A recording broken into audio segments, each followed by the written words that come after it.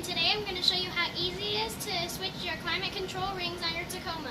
The first thing you want to do is take a small screwdriver or a pick tool and go right at the edge of your trim ring, control trim ring.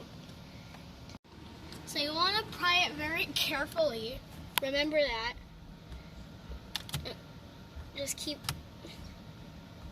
going until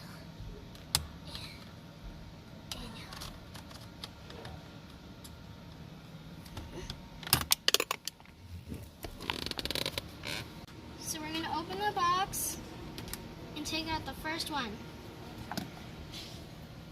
You're going to keep on going until it wants to go in.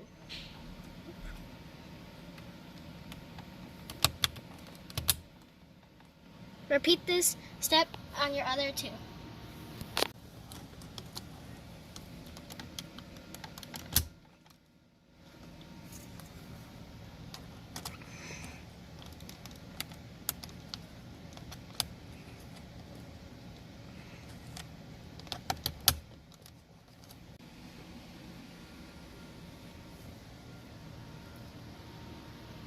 Thanks Meso Customs for selling great products. Make sure to like and subscribe, leave a comment down below, and make sure to follow us on Instagram.